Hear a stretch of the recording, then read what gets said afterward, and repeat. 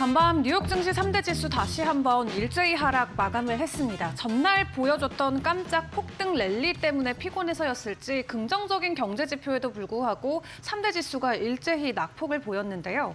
일단 다행히도 인플레이션 수치는 시장 안에서 긍정적으로 확인이 됐습니다. 일단 지난 3월 미국의 CPI를 함께 확인을 해보시면 전월 대비의 상승폭이 그 전보다 확실히 긍정적으로 개선된 모습을 확인을 해볼 수가 있겠는데요. 미국 노동부는 3월 미국 소비자 물가지수가 전년 동월 대비 2.4% 상승했다고 전했습니다. 전월 대비 하락폭으로는 지난 20년 3월 이후 가장 큰 폭을 보였고요.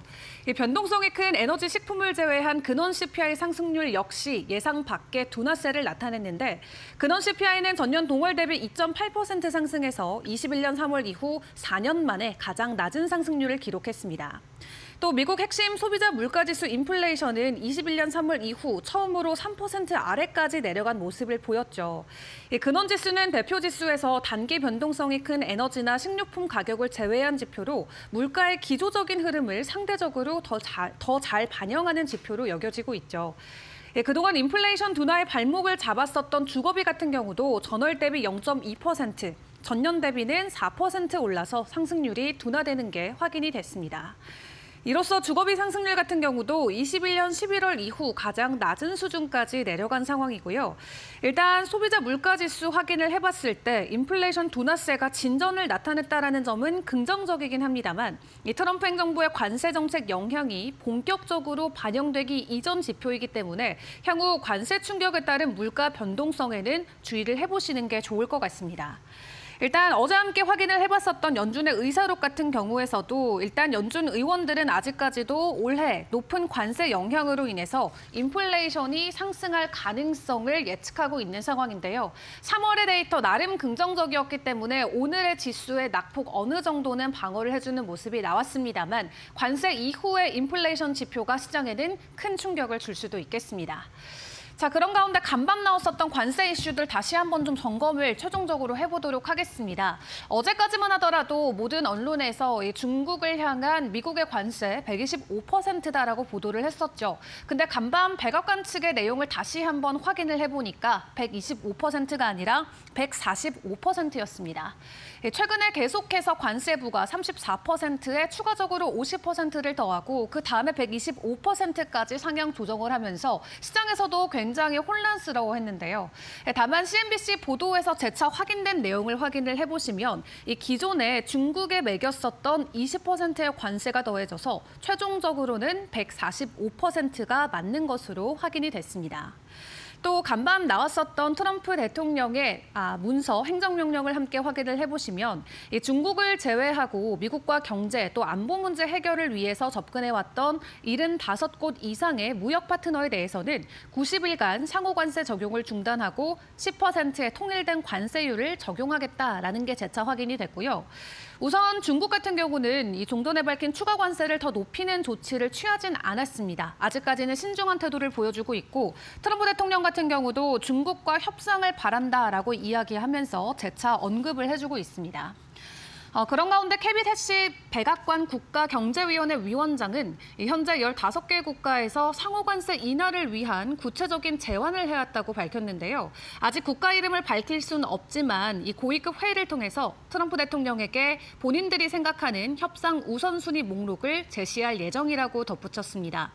다른 국가들의 상호관세 협상이 조만간 나올 수 있게 될지 함께 기다려보도록 하겠고요. 그런 가운데 유럽연합 같은 경우는 다음 주부터 시행하려고 했던 미국 철강 관세에 대한 보복 조치를 90일간 보류하기로 다시 한번 번복을 했습니다. 유럽 같은 경우는 미국과 건설적인 협상에 계속 전념할 것이다라고 이야기하면서 마찰을 일으키지 않으면서도 상호 이익이 되는 무역을 달성하는 게 목표다라고 다시 한번 강조를 했고요. 이렇게 관세로 온 세상이 시끌벅적할 때 미국의 연방하원은 트럼프 대통령의 대규모 감세를 추진하기 위한 공화당의 예산안을 통과시켰습니다. 이처럼 공화당 예산안의 통과 소식이 전해지면서 트럼프 대통령도 만족감을 드러냈죠. 본인의 개인 계정을 통해서 가장 위대한 법 중 하나를 위한 무대를 마련하는 법안이 하원에서 통과된 것을 축하한다라고 글을 적으면서 역대 최대 규모의 세금 및 규제 삭감으로 이어질 것이라고 강조했습니다.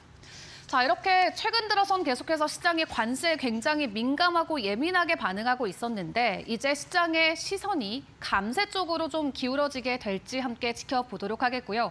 감세 조치가 일어나게 된다면 미국 기업들에게는 확실한 호재로 작용이 되고 실적 개선까지도 기대해 볼 수 있는 만큼 앞으로 시장 분위기 저희와 함께 매일 점검을 해보시는 게 좋으실 것 같습니다.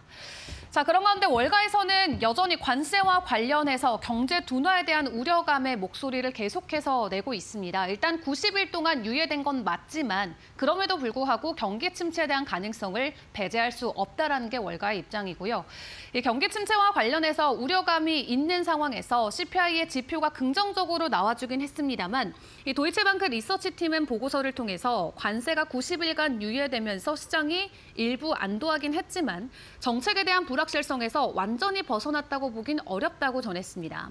또 상호관세 이전에 10% 추가 관세만 하더라도 사실상 이미 수십 년 내 최대 폭의 인상인데다가 미국이 협상 과정에서 어떤 거래를 수용할지 예상하기 어려운 상황이 굉장히 불확실성으로 남을 것이다라고 분석을 했고요. 또 같은 날 모닝스타의 한 이코노미스트도 상당히 시장이 어제 강하게 반응을 했지만 오히려 향후 관세 정책이 더 확실히 돌아서지 않으면 이 경제에도 부담으로 작용할 것이라고 경고의 말을 내놓기도 했습니다. 다만 그런 가운데서도 이 백악관의 경제자문위원회인 스티브 미란 위원장 같은 경우 이 트럼프 대통령의 관세 유예 조치를 옹호하면서 미국이 유리한 무역 합의를 도출할 시간을 확보했다라고 전했는데요. 이 수십 개국이 미국과의 무역 협상에 관심을 보이고 있고 이번 관세 유예 조치는 미국 경제와 노동자에게 매우 유익한 협상의 기회를 만든 결정이라고 평가하기도 했습니다. 또 그는 관세로 인한 경기 침체 우려는 다소 과장됐다라고 이야기하고 있는데 월가와 백악관 안에서의 입장 차이 가면 갈수록 더 극명해지고 있습니다. 과연 시장은 어느 쪽에 더 투심을 집중시켜줄지 같이 지켜보도록 하겠고요.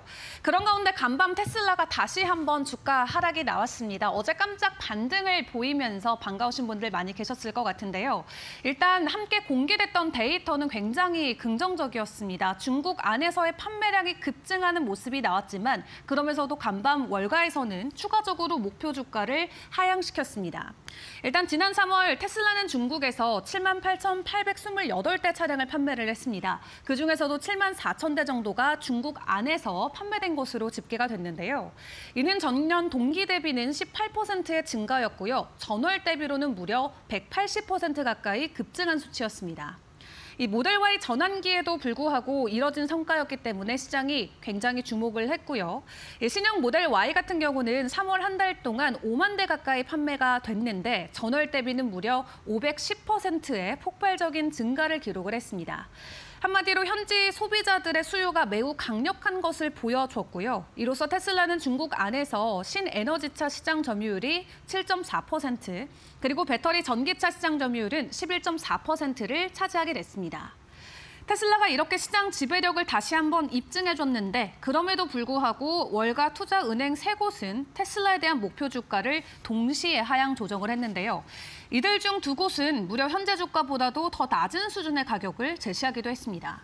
UBS 같은 경우는 기존 225달러에서 목표 주가를 190달러까지 낮췄는데요. 전일 종가 대비도 30%가량 추가 하락할 가능성이 있다라고 전망을 한 거죠. 일단 애널리스트는 올해 테슬라의 수익 기대치가 너무 높은 상태로 1분기 이후 추정치가 하향 조정될 수 있고 또 중국에 대한 관세로 인한 부담도 반영해야 된다라고 이야기를 하면서 투자 의견을 매도로 부여했습니다. 골드만삭스 같은 경우도 테슬라에 대한 목표 주가를 종전 275달러에서 260달러로 수정했는데요. 일단 자동차에 대한 수요나 소비자들의 소비 심리 약화가 테슬라에게는 부담이 될 수 있다라고 설명했습니다. 세 곳 중에 테슬라에 대해서 가장 긍정적인 의견을 제시한 곳은 미즈호 증권이었습니다. 430달러에서 375달러로 하향 조정하긴 했지만 여전히 종가 기준으로는 30% 넘게 더 오를 수 있다라는 가능성을 제시를 했는데 일단 경쟁사들의 생산량 증가라던가 유럽이나 중국에서 테슬라가 어려움에 직면해 있긴 하지만 여전히 미국의 전기차 시장에서 선두를 달리는 것은 테슬라다라고 강조를 하면서 목표 주가를 하향했지만 여전히 긍정 긍정적인 전망을 제시하기도 했습니다. 자, 이렇게 테슬라 같은 경우는 시장 안에서도 운명이 엇갈리는 모습이 계속 나오고 있습니다. 간밤 7%대 주가 하락을 다시 한번 보이긴 했습니다만 긍정적인 모습으로 다시 돌아설 수 있을지 다음 주의 시장 상황도 계속 지켜보도록 하겠습니다. 자, 그런 가운데 마지막으로 암호화폐 시장 상황도 간략하게 살펴보겠습니다. 어제 83,000달러까지 비트코인의 가격 회복이 나왔다가 오늘 뉴욕 시간 기준으로 다시 한번 78,000달러까지 가격 되돌림이 나왔는데요. 그럼에도 불구하고 시장 일각에서는 트럼프의 관세 인상으로 인해서 비트코인과 같은 대체 투자의 자산의 수요가 촉발될 수 있다라고 긍정적인 평가를 내놓고 있습니다. 아직 추가적인 가격 반등을 보여주고 있진 않지만 관세와 관련된 이슈가 어느 정도 정리가 된다면 투심은 비트코인으로 쏠릴 수 있다라는 관측들이 계속해서 나오고 있는데요. 추가 상승에 대한 여지 계속 가져가도 괜찮을지 지켜보도록 하겠습니다. 지금까지 머스노우 5 시간이었습니다.